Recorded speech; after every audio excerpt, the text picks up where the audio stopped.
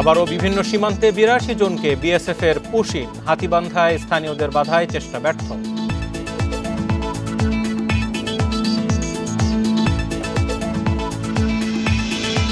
নরসিংদীতে ২ গ্রামবাসীর সংঘর্ষে নিহত ১, আহত ১০ জন, হাসপাতালে ভর্তি, এলাকায় অতিরিক্ত পুলিশ মোতায়েন।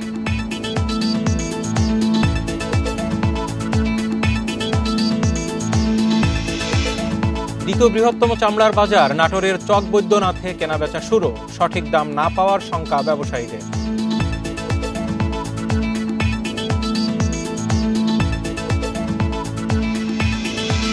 দেশ জুড়ে মৃদু তাপপ্রবাহ, গরম থাকবে আরও কয়েকদিন, রোববার থেকে হালকা ও মাঝারি বৃষ্টির পূর্বাভাস।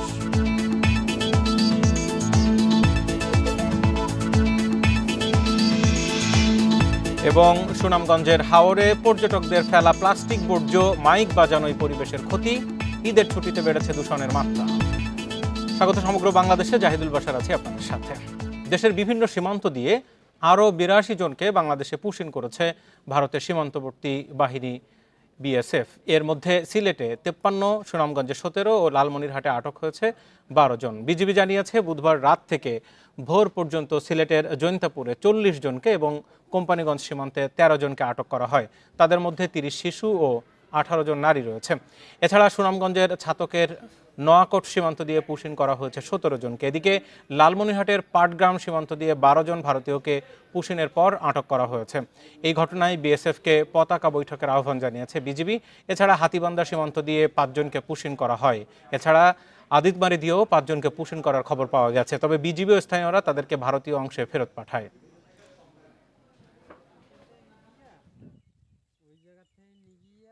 রাত্রে বিএসএফ ওদের পার করে দিছে, এখন বাংলাদেশ ঢুকতেছে। বাংলাদেশের জনগণ বিজেপি সহ আমরা ধরে নিয়ে এসে আবার ওদেরকে ইন্ডিয়ায় রাখছি। ৫ জন এদিকে বলে ঢুকছিল, তারপর ঢুকের পর এই আমাদের এদিকের বিডিএর নিয়ে এসে এদিকে ঢুকিয়ে দিছি।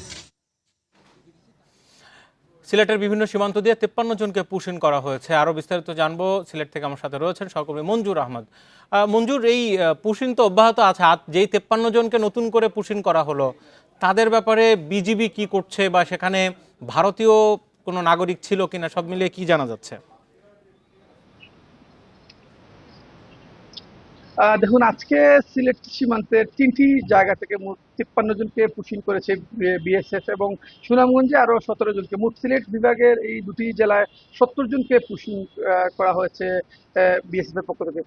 বিজিবি যেটা বলছে যে সিলেটে আসলে মূলত সিলেট সীমান্তবর্তী অঞ্চল, বিশেষ করে কোম্পানিগঞ্জ সীমান্ত এবং জৈন্তাপুর সীমান্তের দিকে আজকে এই পুশিনের ঘটনা ঘটেছে এবং যারা বাংলাদেশে যাদেরকে পুশিন করা হয়েছে তারা আসলে সবাই বাংলাদেশি। এদের মধ্যে তাদের পরিচয় নিশ্চিত হয়ে গেছে। এদের মধ্যে ৪৩ জন আছেন, তাদের বাড়ি হচ্ছে কুড়িগ্রামে। আর বাকি ২৭ জন আছেন, তাদের বাড়ি হচ্ছে লালমনিরহাটে। তাদের পরিচয় ইতিমধ্যে নিশ্চিত গিয়েছে। বিজিবি যেটা আমাদের বলছে যে এরা আসলে কোনো এক সময় অবৈধভাবে বিভিন্ন সীমান্ত দিয়ে ভারতে অনুপ্রবেশ করেছিলেন এবং বিএসএফ তাদেরকে আসলে মূলত জড়ো করে সিলেটের সীমান্ত দিয়ে মূলত তাদেরকে পুশিন করেছে এবং বিজিবি যেটা বলছে যে এই সীমান্তে কিন্তু পুশিনের ঘটনা কিন্তু সিলেট সীমান্তে বাড়ছে। গত ১ মাসের তথ্য যদি আপনাকে দেয়, প্রায় ৫০০ জনের মতো লোককে পুশিন করেছে বিএসএফ এবং বিজিবি যেটা বলছে যে এরা আসলে সবাই বাংলাদেশি। এদের মধ্যে অন্য ভারতীয় কোনো নাগরিককে আসলে এখন পর্যন্ত নিশ্চিত করা যায়নি। সবাই কিন্তু বাংলাদেশি, তারা কিন্তু ভারতেও অবৈধভাবে সেখানে গিয়েছিলেন এবং বিএসএফ তাদেরকে ধরে সেখান থেকে আসলে পাঠাচ্ছে। তবে অন্য কোনো দেশের নাগরিককে বাংলাদেশে পুশিন করলে কিন্তু তারা যে একটা বিষয়, এই বাংলাদেশি যারা অবৈধভাবে ভারতে গিয়েছিল, বিজিবি বিএসএফ আবার যাদেরকে অনেকটা বেআইনি পথে বাংলাদেশে পাঠিয়ে দিচ্ছে, তাদেরকে পরবর্তী প্রক্রিয়ায় কি করা হয়? বিজিবি কি বাড়িতে পাঠিয়ে দেয়, না কোনো আইনি প্রক্রিয়া আছে? দেখুন, আসলে বিজিবি যেটা বলছে যে আসলে তারা আসলে সবগুলো সীমান্ত এলাকায় নিরাপত্তা ব্যবস্থা জোরদার করেছে এবং যে কোনো ধরনের পুশিন ঠেকাতে তারা কিন্তু কাজ করছে। কিন্তু বিজিবি সীমান্ত এলাকায় সতর্ক থাকলেও কিন্তু বিভিন্ন সময় রাতের আধারে বিভিন্ন সীমান্ত দিয়ে আহ, বাংলাদেশি যে নাগরিক অথবা ভিন্ন দেশের নাগরিকদেরকে পুশিং করার চেষ্টা করা হচ্ছে।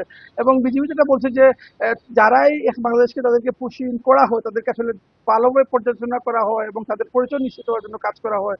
এবং আজকে যারা আটক হয়েছেন 53 জন তাদেরকেও কিন্তু পরিচয় নিশ্চিত করার জন্য বিজিবি সকাল থেকে চেষ্টা করেছে এবং দুপুরের দিকে তাদের জানিয়েছে যে তাদের পরিচয় তারা নিশ্চিত হতে পেরেছে এবং তারা সবাই বাংলাদেশি। তবে সীমান্তে যদি অন্য কোনো দেশের নাগরিককে তারা পুশিং করার চেষ্টা করে সেটা প্রতিহত করার জন্য বলেছে বিজিবি এবং তারা ইতিমধ্যে বিএসএফ এর সাথে কথা বলার জন্য পতাকা বৈঠক আহ্বান করেছে যাতে এই পুশিং ঠেকানো যায়। পারিবারিক বিরোধের জেরে সিরাজগঞ্জের রায়গঞ্জে স্ত্রীকে হত্যার পর আত্মহত্যার চেষ্টা করেছেন স্বামী। ভোরে উপজেলার ইরামদহ এলাকায় এই ঘটনা ঘটে। পুলিশ ও স্থানীয়রা বলছে বুধবার রাতে পারিবারিক কলহের জেরে কথা কাটাকাটি হয় স্বামী মোতালেব ও স্ত্রী রোজিনার মধ্যে। ভোরে তাদের মেয়ের কান্না শুনে স্বজনরা ঘরে ঢুকে রোজিনার গলা কাটা মরদেহ দেখতে পায়। এ সময় মোতালেব হোসেনকে গুরুতর অবস্থায় উদ্ধার করে জেলা সদর হাসপাতালে পাঠানো হয়। স্ত্রীকে হত্যার পর স্বামীর আত্মহত্যার চেষ্টা করে বলে প্রাথমিকভাবে ধারণা করছে পুলিশ। এদিকে পঞ্চগড়ের দেবীগঞ্জে বাঁশবাগান থেকে এক ব্যবসায়ীর গলা কাটা মরদেহ উদ্ধার করেছে পুলিশ।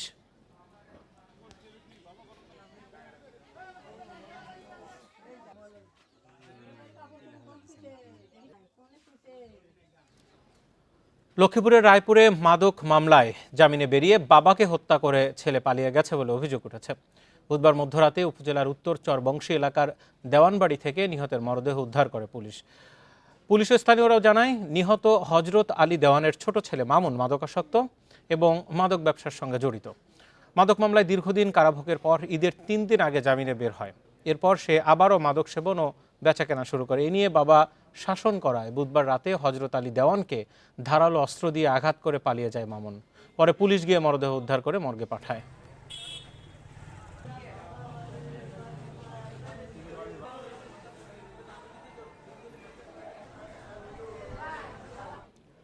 দেশের দ্বিতীয় বৃহত্তম চামড়ার বাজার নাটোরের চক বৈদ্যনাথে ঈদের পর প্রথম হাটে চলছে লবণজাত কাঁচা চামড়া বেচাকেনা। এখান থেকে চামড়া সংগ্রহ করবে ট্যানারি সংশ্লিষ্টরা। সকাল থেকেই দেশের বিভিন্ন প্রান্ত থেকে ট্রাকে করে চামড়া নিয়ে নাটোরের আড়তে রাখা হচ্ছে।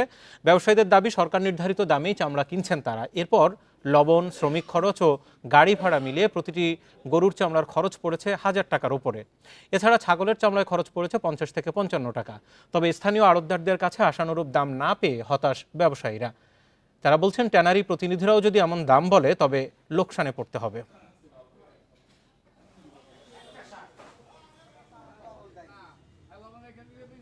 পাবনা থানা আইসি 500 পিস চামড়া নিয়ে আইসি, কিন্তু চামড়া এখন দাম পাচ্ছি না, সে দামে আমার লস যাইতেছে। অন সরকারি কথা মতো কিনা অন বাজারে নাই, অন সরকারে যদি অন কি করবো করুক। বাগেরহাট থেকে আইসি চামড়া নিয়ে, প্রতিটা চামড়া খরচা দিয়ে এই পর্যন্ত 1000 টাকা করে পড়ে গেছে, 1050 টাকা করে। এখন কত কি বিক্রি হবে টানারির লোকেই এটি ভালো জানে।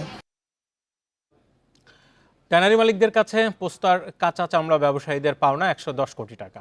এই টাকা আদায়ে টানাপোড়েন চলছে কয়েক যুগ ধরে। এই পরিস্থিতিতে ব্যবসা টিকিয়ে রাখাই কঠিন উল্লেখ করে সরকারি হস্তক্ষেপ চান আড়তদাররা।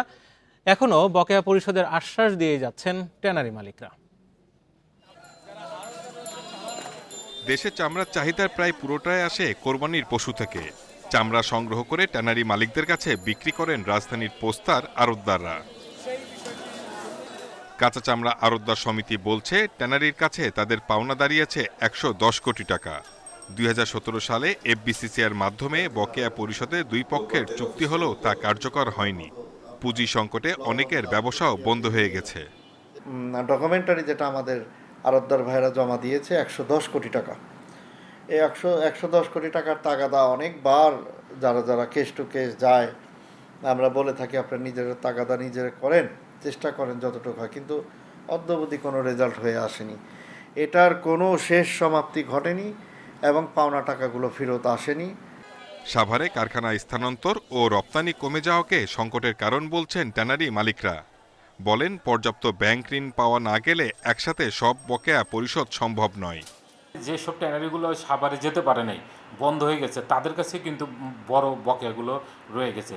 তো এইখানে আমি মনে করি যে আসলে এই ট্যানারিগুলো যদি আপনার ব্যবসা পরিচালনা করতে পারে ভবিষ্যতে, হয়তোবা তাহলে হয়তোবা আমরা এটা নেগোসিয়েশন করে দিতে পারি, কিন্তু আমরা যে পর্যন্ত না এইসব প্রতিষ্ঠানগুলো ব্যবসায় আসবে সেই পর্যন্ত আসলে এই বকেয়াটা অনিশ্চিত রয়ে যাবে। বকেয়া আদায়ে কয়েকজন আড়তদার মামলা করলেও তা সুরাহা হয়নি এখনো। Shahid Ahmed, independent news, Dhaka. বিএনপির ভারপ্রাপ্ত চেয়ারম্যান তারেক রহমানের দেশে ফেরায় কোনো বাধা নেই বলে জানিয়েছেন স্বরাষ্ট্র উপদেষ্টা মোহাম্মদ জাহাঙ্গীর আলম চৌধুরী। সকালে গাজীপুরের সালনা হাইওয়ে থানা ও ব্যারাক পরিদর্শন শেষে সাংবাদিকদের তিনি বলেন, বাংলাদেশের নাগরিক হিসেবে তারেক রহমান যে কোনো দিন দেশে ফিরতে পারেন, এতে কোনো বাধা নেই। পরে ভারতীয় সীমান্তরক্ষী বাহিনী বিএসএফ এর পুশির নিয়ে স্বরাষ্ট্র উপদেষ্টা বলেন, সে দেশে থাকা অবৈধ বাংলাদেশিদের যেভাবে ঠেলে দেওয়া হচ্ছে তা অমানবিক। এ নিয়ে ভারতের হাই কমিশনারকে জানানো হয়েছে। এ সময় স্বরাষ্ট্র উপদেষ্টা করোনা সংক্রমণ ঠেকাতে বিমানবন্দর সহ বিভিন্ন স্থানে সচেতনতা বাড়ানোর উদ্যোগ নেওয়া হয়েছে বলে জানান। ওনার তো দেশে ফেরার তো কোনো অসুবিধা নেই, উনি যে কোনো সময় ইচ্ছা, উনি বাংলাদেশের না যে কোনো সময় ওনারা যে সময় যে সময় উনি মনে করবেন সেই সময় দেশে। রাজনৈতিক দল হচ্ছে অন্তর্বর্তী সরকারের সবচেয়ে বড় অংশীজন বলে মন্তব্য করেছেন এবি পার্টির সাধারণ সম্পাদক ব্যারিস্টার আসাদুজ্জামান ফুয়াদ। দুপুরে বরিশাল প্রেস ক্লাবে সমসাময়িক রাজনৈতিক বিষয় নিয়ে সংবাদ সম্মেলনে তিনি এই কথা বলেন। ন্যূনতম সংস্কারের মাধ্যমে নির্বাচনের বিষয়ে উপদেষ্টার সিদ্ধান্তকে স্বাগত জানিয়ে তিনি বলেন, প্রধান উপদেষ্টা নির্বাচনের জন্য যে রোডম্যাপ দিয়েছেন তা আস্থা রাখার মতো। বলেন, রাজনৈতিক দল হচ্ছে সরকারের সবচেয়ে বড় অংশীজন, ঐকমত্যের ভিত্তিতে যত বেশি কাজ করা যাবে ততই সে কাজ টেকসই হবে। ওনার উপরে আস্থা না রাখবার মতো কোনো ঘটনা এখনো ঘটে নাই। উনি বারবার একই কথা বলেছেন যে ডিসেম্বর। দেশ জুড়ে বয়ে যাচ্ছে মৃদু তাপপ্রবাহ। সর্বোচ্চ তাপমাত্রা রেকর্ড করা হয়েছে রাজশাহীতে 37.3 ডিগ্রি সেলসিয়াস। আবহাওয়াবিদরা বলছেন, বাতাসে জলীয় বাষ্প বেশি থাকায় তীব্র গরম অনুভূত হচ্ছে। রোববার থেকে হালকা ও মাঝারি বৃষ্টি হতে পারে, তবে সহসাই কমছে না ভ্যাপসা গরম। মে মাসে কিছুটা আগাম বৃষ্টিপাত হলেও পরে কমে যায় মেঘের আনাগোনা, বাড়তে থাকে তাপমাত্রার পারদ। মৌসুমি বায়ু কম সক্রিয় হওয়ায় ঝরছে না বৃষ্টি। এ কারণে কয়েকদিন ধরে রাজধানীতে অস্বস্তিকর ভ্যাপসা গরম। সবচেয়ে দুর্ভোগে খেটে খাওয়া শ্রমজীবী মানুষ, রিকশা চালক কিংবা দিনমজুরকে তীব্র গরম উপেক্ষা করে নামতে হচ্ছে জীবিকার খোঁজে। অতিরিক্ত গরম পড়তেছে, গরমে কুলাইতে পারতেছি না, গাছতলায় এসে বসে রয়েছি, কোনো যাত্রী নাই রোডে ঘাটে। বাসায়ও টিকতে পারি না, রাস্তার যে পরিস্থিতি এটার অভাবে আসছি, তো খেপ টেপেরও তো অবস্থা অনেক খারাপ। 3 দিন ধরে রাজশাহীতে তাপমাত্রার পারদ 36 থেকে 39 ডিগ্রি সেলসিয়াসের মধ্যে ওঠানামা করছে। গরম বাতাস ও প্রচণ্ড রোদে নাকাল নগরবাসী। খুলনায়ও 2 দিন ধরে মৃদু তাপ প্রবাহ বয়ে যাচ্ছে, বাড়ছে গরমজনিত অসুস্থতা। একই অবস্থা রংপুর, চুয়াডাঙ্গা ও লালমনিরহাটে। যদি আবহাওয়া ঠান্ডা না হয় তাহলে মানুষের চলাফেরা করতে একটু বেশি অসুবিধা হবে। গরমে অবস্থা মানুষের খারাপ, কাজ কাম করবো কি, ঘামাইতে শেষ। রোববার হালকা থেকে মাঝারি বৃষ্টির পূর্বাভাস দিচ্ছে আবহাওয়া অফিস, তবে সহসায় ভ্যাপসা গরম কমার নেই সুখবর। এখন ভারী বৃষ্টি বলবো না, তার কারণ আমরা আশা করছি একটা স্পেল শুরু হবে রবি সোমবারের দিক থেকে। শুরু হওয়ার পরে বোঝাবো, তবে হ্যাঁ ওই স্পেলে ভারী বর্ষণেরও সম্ভাবনা আছে। তবে আমরা এখনো এটা বলছি, যদি প্রয়োজন হয় সেক্ষেত্রে আমরা ভারী বর্ষণের সতর্কতা জারি করি। আবহাওয়াবিদরা বলছেন, বৃষ্টি হলে কিছুটা সহনীয় হবে ঢাকা এবং দেশের দক্ষিণাঞ্চলের আবহাওয়া পরিস্থিতি। তবে উত্তরাঞ্চলে তীব্র গরম থাকবে আরও কয়েকদিন। মাহফুজার রহমান মিলন, ইন্ডিপেন্ডেন্ট নিউজ, ঢাকা। জলবায়ু পরিবর্তনের প্রভাবে দেশে বৃষ্টির ধরনও পাল্টে গেছে, আর এ কারণে পিছিয়ে গেছে বর্ষাকালের সময়। আবহাওয়া অধিদপ্তর এই তথ্য দিয়ে বলছে, গত কয়েক বছর শীতের মাস ডিসেম্বরেও অতি ভারী বৃষ্টি হয়েছে কিছু জেলায়, বর্ষায় হয়েছে তুলনামূলক কম। জলবায়ুর এই পরিবর্তনের নেতিবাচক প্রভাব পড়েছে কৃষিতে, জানালেন আবহাওয়া এবং কৃষিবিদরা। জুন থেকে সেপ্টেম্বর মাস দেশে বর্ষাকাল, আর ডিসেম্বর থেকে ফেব্রুয়ারি শীতকাল বলে বিবেচিত। আগে জুনের শুরুতেই দেশের বিভিন্ন এলাকায় বৃষ্টি হতো, এখন বৃষ্টি শুরু হয় জুনের দ্বিতীয় সপ্তাহে, কখনো কখনো আরও পরে। তবে এই বৃষ্টির সময় বেড়ে এখন ডিসেম্বর, এমনকি জানুয়ারি ফেব্রুয়ারিতে যাচ্ছে। দেশের 8 বিভাগীয় জেলার পাশাপাশি আরও 27টি পর্যবেক্ষণ কেন্দ্রে 1980 সাল থেকে 2023 সাল পর্যন্ত আবহাওয়া পর্যবেক্ষণ করে এসব তথ্য পাওয়া গেছে। সারা বাংলাদেশে 5 থেকে 10 তারিখে মনসুন সেট হয়ে যেত, অর্থাৎ বর্ষা শুরু হয়ে যেত। কিন্তু ইদানিং দেখা যাচ্ছে 2010 সালের পরে এই মনসুনটা সেট হচ্ছে ডিলে, অর্থাৎ দেরিতে, অর্থাৎ নর্মাল যে ডেট আছে তার থেকে 10-15 দিন দেরি হচ্ছে। বর্ষার মাসগুলোতে কখনো বেশি আবার কখনো কম বৃষ্টির কারণে ধান সহ কিছু ফসল উৎপাদনে বিরূপ প্রভাব পড়েছে জানান কৃষি কর্মকর্তারা। জলবায়ুর প্রভাবে কিন্তু আমার ফলনে কিছুটা হেরফের হচ্ছে, প্রভাব পড়ছে। তো এখান থেকে রক্ষা করতে গিয়ে তাদেরকে আমরা অভিযোজন করার জন্য বলছি, ওই সময়ে যে ফসলটা উপযোগী টেকসই ওইটা করতে বলছি। শীতকাল যদি কোনো কারণে তাপমাত্রা বেড়ে যায় তাহলে আমরা বলছি যে তাপ সহনশীল ফসল।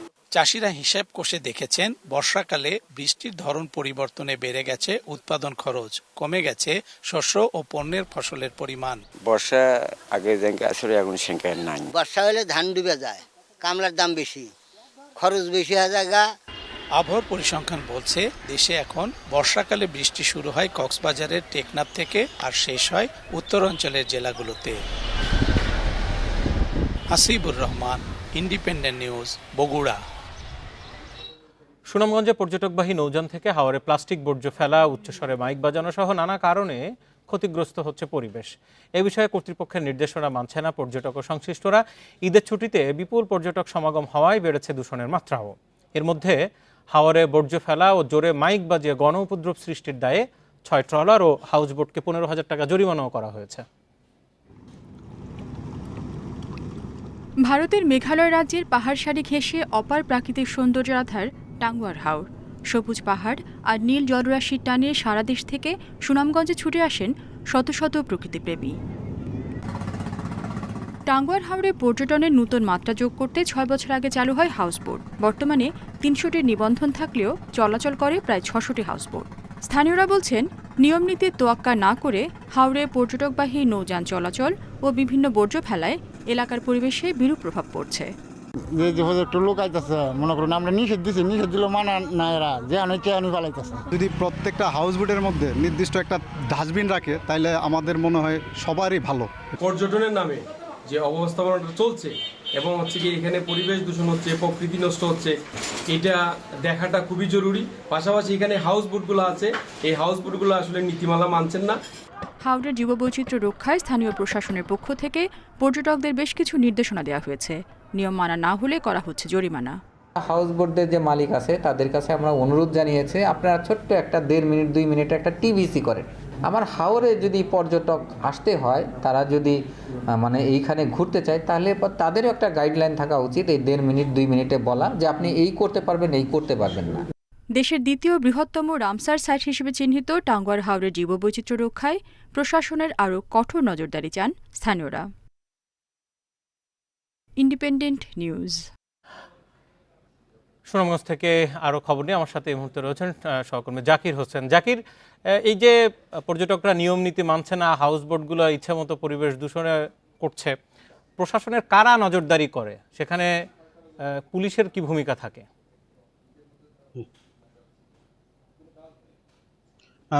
দেখুন, টাঙ্গুয়ার হাওরটি যেহেতু রামসার সাইট, এখানে আসলে রামসার নীতিমালা অনুযায়ী এখানে ইঞ্জিন চালিত নৌকা একেবারেই নিষিদ্ধ বলা যায়। আর এটি দেখভালের দায়িত্ব কিন্তু মূলত জেলা প্রশাসন এবং উপজেলা প্রশাসন। তো জেলা প্রশাসনে এটি একটি কমিটি রয়েছে, টাঙ্গুয়ার হাওর ব্যবস্থাপনা কমিটি। তো আমরা প্রতি বছরই আমরা দেখি যে প্রত্যেকটা মিটিংয়ে বলা হয় যে টাঙ্গুয়ার হাওরকে রক্ষণাবেক্ষণ করা হবে, বিভিন্ন আনুষঙ্গিক কথা বলা হয়। তো আসলে রক্ষণাবেক্ষণ প্রশাসনের করা হয়, কিন্তু আসলে ওইভাবে করা হচ্ছে না। যে এখন যে পরিস্থিতি তৈরি হয়েছে, বা আমরা গত 6 বছর যাবত যেমনটা দেখছি, সুনামগঞ্জে যে বিলাসবহুল যে হাউসবোট গুলা রয়েছে, নীতিমালা অনুযায়ী যে টাঙ্গুয়ার হাওরের যে হৃৎপিণ্ড, সেই হৃৎপিণ্ডে অর্থাৎ টাঙ্গুয়ার হাওরের যে মূল স্তম্ভ, সেখানে কিন্তু ইঞ্জিন চালিত নৌকা প্রবেশ করতে পারবে না, এমনটাই নীতিমালাতে রয়েছে। তারপর আমরা দেখেছি এইসব জায়গায় কিন্তু ইঞ্জিন চালিত নৌকা, এমনকি উচ্চ স্বরে সাউন্ড সিস্টেম দিয়ে পর্যটকরা গান বাজনা করে, ডিজে গানও করে। আমরা গত রাতের কথা যদি বলি, গত রাত্রে কিন্তু আমরা এমনটা একটা ভিডিও পেয়েছি, রাত্রে সারা রাত্রব্যাপী কিন্তু ডিজে গান চলেছে।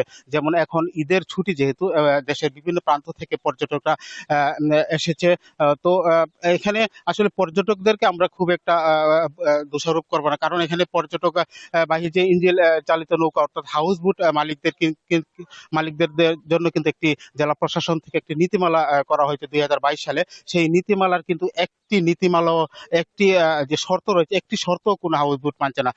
আমি কথা বলেছিলাম জেলা প্রশাসক ডক্টর মোহাম্মদ ইলিয়াস মিয়ার সাথে, তিনি যে কিন্তু প্রতিবেদন উদ্বেগের সহিত সেখানে আমাদেরকে দেখছিলাম যে জেলা প্রশাসক তিনি বলছেন আমরা হাউস বোট মালিকদের অনুরোধ করেছি। জেলা প্রশাসকের জায়গা থেকে কি কঠোরতার আসলে অভাব আছে? দেখুন, গত এক সপ্তাহ যাবত, অর্থাৎ ঈদের আগের 2 দিন আর ঈদের পর থেকে এখন পর্যন্ত কিন্তু প্রশাসনের পক্ষ থেকে একটু কঠোরভাবেই তারা তদারকি করছেন। অর্থাৎ বেশ কিছু নৌযান মালিককে জরিমানা করা হয়েছে এবং গতকালকে একজনকে আটক করা হয়েছে। আটক করে তাকে 1 লক্ষ টাকা জরিমানা পর্যন্ত করা হয়েছে।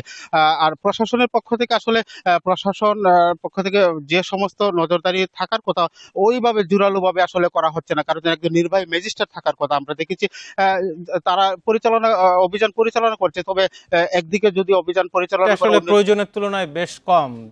আপনাকে অনেক ধন্যবাদ। সুনামগঞ্জে টাঙ্গুয়ার হাওর দূষণের বিভিন্ন খবর নিয়ে জানাচ্ছিলেন সহকর্মী। অল্প কিছুদিনের মধ্যেই দেশে গণতন্ত্র পুনঃপ্রতিষ্ঠার পরিবেশ তৈরি হবে। বিএনপির ভারপ্রাপ্ত চেয়ারম্যান তারেক রহমান দেশে ফিরে নেতৃত্ব দেবেন বলে মন্তব্য করেছেন বিএনপির স্থায়ী কমিটির সদস্য AZM জাহিদ হোসেন। দুপুরে গাজীপুরের শ্রীপুরে জুলাই আগস্ট আন্দোলনের শহীদ ও আহত পরিবারের মাঝে আর্থিক সহায়তা প্রদান অনুষ্ঠানে এ কথা বলেন। জাহিদ হোসেন বলেন, কাল বিএনপির ভারপ্রাপ্ত চেয়ারম্যানের একটি সাক্ষাৎকার রয়েছে, সেখানে নির্বাচন, গণতন্ত্র এবং রাজনৈতিক অনিশ্চয়তা নিয়ে চলমান ধোঁয়াশা সব পরিষ্কার হবে। আলোচনার মাধ্যমে সুষ্ঠু রাজনৈতিক পরিবেশ গড়ে উঠবে বলে আশা করেন তিনি। অনুষ্ঠানে জুলাই আন্দোলনের শহীদ 6 জন ও আহত 6 পরিবারের মাঝে আর্থিক সহায়তা প্রদান করা হয়।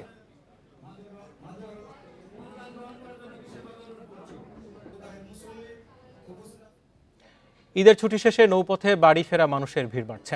সকাল থেকে বরিশাল, চাঁদপুর সহ বিভিন্ন লঞ্চ ঘাটে আসতে থাকেন যাত্রীরা। আজ বরিশাল লঞ্চঘাট থেকে 9টি লঞ্চ যাত্রী নিয়ে ঢাকায় যাওয়ার কথা রয়েছে, তবে টিকিট না মেলার অভিযোগ তুলে অনেক যাত্রীদের দাবি, বন্দর কর্তৃপক্ষ ছুটিতে থাকায় লঞ্চের টিকিট কালোবাজারি হচ্ছে।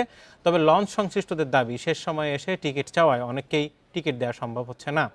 এদিকে যাত্রী ভোগান্তি কমাতে চাঁদপুর লঞ্চঘাটে যৌথ বাহিনীর কন্ট্রোল রুম স্থাপন করা হয়েছে, পাশাপাশি নৌ পুলিশ সহ আইনশৃঙ্খলা বাহিনী টহলে আছে। ঈদ কোরবানি বা পূজা টুজা আসলে আর একটা সিন্ডিকেট হয়ে যায়, হ্যাঁ, তাদের কাছে টিকিট পাওয়া যায় না। টিকিট তো পাওয়া যাচ্ছে না। এইমাত্র আমি লঞ্চঘাট থেকে আসলাম, কোথাও টিকিট নাই। এইটা অভিযোগ একটা ভিত্তিহীন, কারণ 2-1 জন যাত্রী বর্তমানে জন আজকে লঞ্চ আছে, আজকে এসে টিকিট চাচ্ছে। কারণ ঈদের বুকিংগুলি বাস, রেল, ট্রেন, বিমান, লঞ্চ কোনো জায়গায় অগ্রিম টিকিট ছাড়া বর্তমান প্রেক্ষাপটে প্রেজেন্ট ডেটে টিকিট পাওয়া খুব মুশকিল হয়ে যায়। প্রধান উপদেষ্টা অধ্যাপক মোহাম্মদ ইউনুস আজ বৃহস্পতিবার ব্রিটেনের মর্যাদাপূর্ণ পুরস্কার কিংস চার্লস হারমোনি অ্যাওয়ার্ড গ্রহণ করবেন। এ নিয়ে আরও জানাতে লন্ডন থেকে এই মুহূর্তে আমার সাথে সরাসরি যুক্ত হচ্ছেন সহকর্মী হাসান রহমান। হাসান রহমান, এরই মধ্যে তো অনুষ্ঠান শুরু হয়ে যাওয়ার কথা, সর্বশেষ কি আপডেট সেটি জানাবেন? চার্লস সেখানে গেছেন কিনা এবং বাকি কারা সেখানে গেছেন, সব মিলিয়ে বিস্তারিত জানতে চাই। আপনাকে অনেক ধন্যবাদ। আমি এখন দাঁড়িয়ে আছি আমার পেছনে বাকিংহাম প্যালেস। এর মধ্যে অনুষ্ঠান শুরু হয়ে গেছে বাকিংহাম প্যালেসের ভিতরে। আপনারা দেখেছেন যে ফুটেজে এর আগে কিং চার্লস এসে পড়েছেন এবং অন্যান্য অতিথিরাও আছেন, এবং এখানে আজকে 25 জনকে শান্তি, সামাজিক টেকসই উন্নয়ন এবং সামাজিক মর্যাদা রক্ষার জন্য আজন্ম সম্মাননা দেওয়া হবে 25 জন বিশিষ্ট নাগরিককে বিভিন্ন দেশের। তো সেই সম্মাননার সাথে আমাদের যে প্রধান উপদেষ্টা তিনিও আছেন, তিনিও আজকে কিং চার্লসের কাছ থেকে এই সম্মাননাটি গ্রহণ করবেন, এবং তিনি লন্ডনে আসলে খুব ব্যস্ত সময় পার করছেন এবং এই দিনের শুরু হলো এখানে, এবং তার কিছু কলম থাকবে আরো অন্যান্য বিভিন্ন রাষ্ট্রীয় ব্রিটেনের বিভিন্ন শ্রেণীর এমপি বা রাজনৈতিক নেতৃবৃন্দের সাথেও তার আরো কলম থাকার কথা আছে। এবং আপনারা জানেন যে আগামী কালকে হলো একটা অনেক গুরুত্বপূর্ণ মিটিং থাকবে, সেটা হচ্ছে বিএনপির ভাইস প্রেসিডেন্ট বা এখনকার ভারপ্রাপ্ত চেয়ারম্যান তারেক রহমানের সাথে। সেই দিকে তাকিয়ে আছে পুরো জাতি, এবং ব্রিটেনের প্রবাসীরাও তাকিয়ে আছে কালকে কি সিদ্ধান্ত হবে বা তাদের মিটিং এর মাধ্যমে কি হবে। তবে আজকে আমি যেখানে দাঁড়িয়ে আছি, এই মর্যাদাপূর্ণ অ্যাওয়ার্ডটি আসলে উনি পাচ্ছেন, এবং আমরা জানি যে ওনার এখানে মূল আসার উদ্দেশ্য কিন্তু এই অ্যাওয়ার্ডটি গ্রহণ করা, এবং এর সাথে সাথে যে জনাব তারেক রহমানের সাথে যে মিটিং হবে সেটাও অনেক বেশি গুরুত্ব পাচ্ছে, বিশেষ করে বাঙালি কমিউনিটির কাছে, এবং আমি মনে করি যে সমগ্র বাংলাদেশের মানুষের কাছে।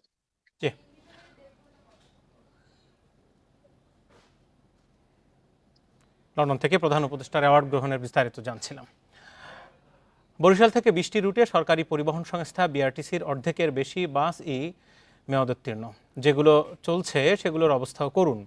কোনো বাসের ছাদে ত্রিপল দিয়ে চলছে বৃষ্টি ঠেকানোর চেষ্টা। ভোগান্তি কমাতে নতুন বাস নামানোর দাবি যাত্রীদের, তবে এরপরও যাত্রী সেবা নিয়ে সংকট দেখছে না কর্তৃপক্ষ। প্রায় ৩৪ বছর আগে দুটি বাস দিয়ে বরিশালে বাংলাদেশ সড়ক পরিবহন কর্পোরেশন বিআরটিসির যাত্রী সেবা শুরু হয়। এখন 20টি রুটে চলছে 52টি বাস, কিন্তু 27টি বাসেরই মেয়াদ শেষ হয়ে গেছে অনেক আগে। বাকিগুলো কোনো রকম দায়সারা মেরামত করে চালানো হচ্ছে রাস্তায়। যখন বৃষ্টি আসে তো বাহির কোনটার ভিতর কোনটা এটাই আমরা বুঝতে পারি না, কারণ আমরা বাহিরেও যেভাবে ভিজি গাড়ির ভিতরে থাকলেও সেম অবস্থায়। অবশ্যই এখানে আমরা টাকা দিয়ে এই অবস্থা ফেস করতে আসি না, না হয় ভালোভাবে সেবা দিন আর না হলে এটা বন্ধ করে দিন। যাত্রীকে বকাঝকা শুনেও যাত্রীকে সেবা দিতে যাইও আমাদের অনেক প্রবলেম হয়, ভিজে বৃষ্টির ভিতরে গাড়ি চালানো লাগে। 2005 সালে নামানো 30টি বাসের মেয়াদও শেষ হয়েছে 8 বছর আগে। 2013 সালে আনা 10টি বাসেরও একই দশা। এখন বিআরটিসির চলাচলের উপযোগী বাস রয়েছে মাত্র 25টি। এরপরেও যাত্রী সেবা নিয়ে কোনো সংকট দেখছে না কর্তৃপক্ষ। চেষ্টা করি সেবার মানটা সর্বোচ্চ পর্যায়ে রাখার জন্য। এটার জন্য আমাদের যারা কর্মচারী আছে, অফিসার আছে, আমরা সবাই আপ্রাণ চেষ্টা করি এবং আমাদের সাধ্যের কোনো ত্রুটি রাখি না। যাত্রীরা কিন্তু আমাদেরকে ছেড়ে যায় না, যাত্রীরা আমাদের সাথে আছে এবং আশা করি সামনেও থাকবে। গত 1 বছরে বরিশাল থেকে অভ্যন্তরীণ ও দূরপাল্লা রুটে বিআরটিসি বাসে যাতায়াত করছেন অন্তত 16 লাখ যাত্রী। Independent news. ভারতে করোনার প্রকোপ বাড়ায় ব্রাহ্মণবাড়িয়ার আখাউড়া স্থলবন্দরে সতর্কতা জারি করেছে স্বাস্থ্য বিভাগ। এরই মধ্যে বন্দরের ইমিগ্রেশন ভবনের সামনে স্থাপন করা হয়েছে হেলথ ডেস্ক। প্রতিদিন সকাল থেকে সন্ধ্যা পর্যন্ত মেডিকেল টিম কাজ করছেন হেলথ ডেস্কে। বন্দর কর্তৃপক্ষ জানায়, সম্প্রতি ভারতে করোনার প্রকোপ বাড়ায় স্বাস্থ্য অধিদপ্তরের নির্দেশনায় বন্দরে সতর্কতা জারি করা হয়েছে। ইমিগ্রেশন ভবনের সামনে বসানো হেলথ ডেস্কের মাধ্যমে ভারত ফেরত যাত্রীদের প্রাথমিক স্বাস্থ্য পরীক্ষা সহ প্রয়োজনীয় তথ্য লিপিবদ্ধ করা হচ্ছে। বিশেষ করে যাত্রীদের শরীরের তাপমাত্রা পরীক্ষার পর ইমিগ্রেশন করতে দেওয়া হচ্ছে। এছাড়া মাস্ক পরিধান সহ সামাজিক নিরাপত্তা বজায় রাখারও নির্দেশনা দেওয়া হচ্ছে যাত্রীদের। এদিকে সাতক্ষীরার ভোমরায় থার্মাল স্ক্রিনিংয়ের মাধ্যমে হেলথ স্ক্যানিং করা হচ্ছে। স্বাস্থ্যকর্মীরা ভারতে যাতায়াতকারী ব্যক্তিদের হেলথ স্ক্যানিং করছেন। তবে এখন পর্যন্ত ওমিক্রনে আক্রান্ত কোনো রোগী পাওয়া যায়নি।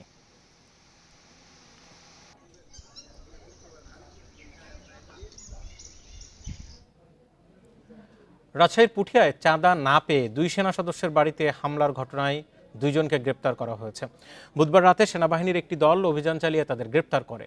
2 জন হলেন পুঠিয়ার মোহাম্মদ সুজন ও হাতিনাদা গ্রামের খোকন। তাদের পুঠিয়া থানায় হস্তান্তর করা হয়েছে। সোমবার দুপুরে হাতিনাদা গ্রামে সেনা সদস্য তরিকুল ইসলাম ও মোহাম্মদ আলামিনের বাড়িতে হামলার ঘটনা ঘটে। এই 2 সেনা সদস্য সম্পর্কে চাচাতো ভাই। অভিযোগ রয়েছে স্থানীয় বিএনপি নেতা ও ইউপি সদস্য রফিকুল ইসলাম 5 লাখ টাকা চাঁদা দাবি করেন।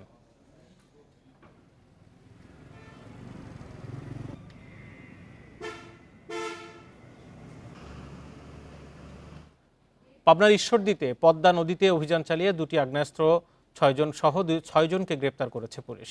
সকালে সংবাদ সম্মেলনে অতিরিক্ত পুলিশ সুপার প্রণব কুমার বলেন, বুধবার রাতে সারাঘাট এলাকায় অভিযান চালিয়ে তাদের গ্রেপ্তার করা হয়। তিনি জানান, কয়েকদিন ধরে বালু মহল দখল ও আধিপত্য বিস্তারকে কেন্দ্র করে সারাঘাট এলাকায় উত্তেজনা ও গোলাগুলির ঘটনা ঘটে। গত 5 জুন একদল সন্ত্রাসী প্রকাশ্যে অস্ত্র নিয়ে মহড়া দেওয়া নিয়ে চাঞ্চল্যের সৃষ্টি হয়। এসব ঘটনায় ঈশ্বরদী থানায় মামলা হলে অভিযানে নামে পুলিশ।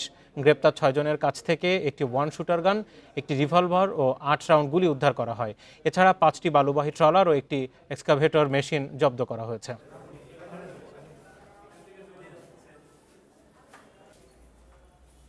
আমরা স্পিড বোট ব্যবহার করে তাদের গতিরোধ করে তাদের মধ্যে থেকে 6 জনকে গ্রেপ্তার করতে সক্ষম হই এবং তাদের নৌকা এবং বাল্কহেড পরীক্ষা করে আমরা 2টা যান থেকে 2টা অস্ত্র পাই। একটা 1 শুটার গান 4 রাউন্ড গুলি সহ এবং একটি রিভলভার, সেটাতেও 4 রাউন্ড গুলি ছিল। 2 সপ্তাহেরও বেশি সময় বন্ধ থাকার পর সীমিত পরিসরে চালু হয়েছে জাতীয় চক্ষু বিজ্ঞান হাসপাতালের বহির্বিভাগের চিকিৎসা সেবা। সকাল 9টায় হাসপাতালের বহির্বিভাগ থেকে রোগীদের টিকিট দেওয়া শুরু হয়। সকাল থেকেই বহির্বিভাগে চিকিৎসা নিতে রোগীদের ভিড় দেখা গেছে। গত 28 মে জুলাই গণঅভ্যুত্থানে আহত ব্যক্তিদের সঙ্গে হাসপাতালের চিকিৎসক, নার্স, কর্মকর্তা কর্মচারীদের সংঘর্ষ হয়। এর জেরে হাসপাতালটিতে সব ধরনের চিকিৎসা সেবা বন্ধ হয়ে যায়। ভর্তি রোগীরা হাসপাতাল ছেড়ে চলে যান। 4 জুন হাসপাতালটির জরুরি বিভাগে সীমিত পরিসরে চিকিৎসা সেবা চালু হয়। গতকাল জরুরি বিভাগ থেকে অন্তত 80 জনকে চিকিৎসা দেওয়া হয়। এছাড়া গতকাল 5 রোগীর অস্ত্রোপচার হয় বলে জানায় জরুরি বিভাগের কর্মরত চিকিৎসক নার্সরা। তারা বলেন, এখন জরুরি বিভাগের অধীনে অন্তত 30 রোগী হাসপাতালে ভর্তি।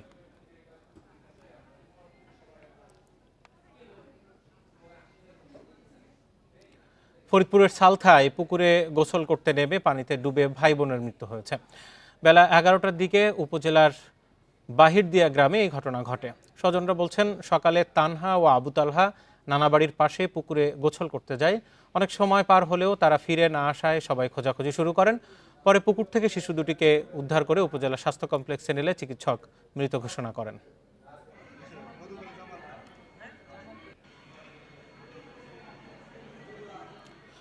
বুধবার মধ্যরাত থেকে শেষ হয়েছে সমুদ্রে মাছ ধরায় 58 দিনের নিষেধাজ্ঞা। এর মধ্যে মাছ ধরতে বেশিরভাগ জেলেই গেছেন সাগরে। কুয়াকাটা সংলগ্ন বঙ্গোপসাগরে জেলেদের জালে ধরা পড়েছে ইলিশ সহ বিভিন্ন প্রজাতির সামুদ্রিক মাছ। ছোট ট্রলার নিয়ে সাগরে যাওয়া অনেকেই ফিরেছেন মাছ নিয়ে। আশানুরূপ মাছ পেয়ে বেশ খুশি তারা। তবে গভীর সাগরে মাছ শিকারে যাওয়া অধিকাংশ ট্রলার এখনও ফেরেনি। এবারই প্রথম ভারতের সঙ্গে মিল রেখে 15 এপ্রিল থেকে 11 জুন পর্যন্ত সাগরে মাছ ধরার উপর নিষেধাজ্ঞা দেয় সরকার। আবহাওয়া অনুকূলে থাকলে এবার জেলেদের জালে ঝাঁকে ঝাঁকে ইলিশ ধরা পড়ার আশা মৎস্য বিভাগের।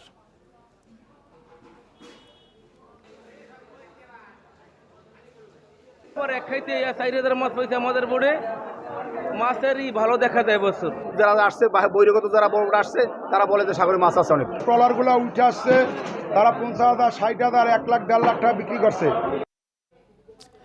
বাহারি ফুলে সেজেছে বন্দরনগরী চট্টগ্রাম। পাহাড় ঘেরা নগরীর রূপ বেড়ে গেছে আরও কয়েক গুণ।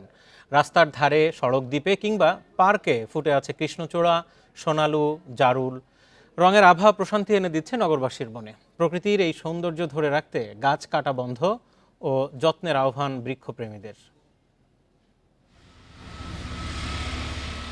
চট্টগ্রাম নগরীর সড়ক জুড়ে নানা রঙের ফুলের সমাহার। সড়ক দ্বীপ, মাঠ কিংবা নানা স্থাপনার আঙিনায় চোখ জোড়ানো সৌন্দর্য। কৃষ্ণচূড়ার লালচে আভা আর সোনানোর হলদে মায়ায় অপরূপ সাজে সেজেছে প্রকৃতি। চট্টগ্রামের এয়ারপোর্ট রোডে কৃষ্ণচূড়ার রঙিন আবেশ ছড়িয়ে দিচ্ছে মুগ্ধতা। চলতি পথে রং বেরঙের ফুলের শোভা প্রশান্তির পরশ বুলিয়ে দিচ্ছে নগরবাসীর মনে। মোটামুটি বর্ষাকালে বেশ ভালো সুন্দর লাগে, গাছপালা একদম সবুজ প্রাণবন্ত, দেখতে খুব ভালো লাগে। এখানে ঘুরতে আসলাম, মানে সব ফুল টুল সব মিলে আর কি অনেক সুন্দর। কাজীর দেউরিতে কৃষ্ণচূড়ার সাথে মিতালির বন্ধনে মেতেছে সোনালু। চট্টগ্রাম বিশ্ববিদ্যালয় এলাকায় সবুজের মাঝে জারুল, কৃষ্ণচূড়া আর সোনালু মিলেমিশে যেন এঁকেছে রঙিন এক ক্যানভাস। গাছে ফুল থাকলেই হয়তো মনটা ফুরফুরে থাকে, দেখতেও ভালো লাগে, অনেক বেশি সুন্দর লাগে। বাংলাদেশের যে ফুল, এত ধরনের ভ্যারাইটিস ফুলও নাই জার্মানিতে। তবে প্রকৃতি প্রেমীদের আক্ষেপ, উন্নয়ন প্রকল্প আর নির্মাণ কাজের কারণে প্রায়ই কাটা পড়ছে গাছ, ম্লান হচ্ছে নগরীর সৌন্দর্য। ইট পাথরের শক্তির কাছে হেরে যাচ্ছে প্রকৃতির কোমলতা। নন্দনকাননটা এখানে ছিল বন সংরক্ষণের কার্যালয়, অর্থাৎ এটা একটা মানে বনের মতো অরণ্য রাখা ছিল। এইটা পায়ে যে ডিসি পাহাড়টা একটা সত্যি পাহাড়, তো আমরা পাহাড়ের পাদদেশে বাস করছি, কিন্তু এখন এটাকে কেউ কি বুঝবে এটা একটা পাহাড়?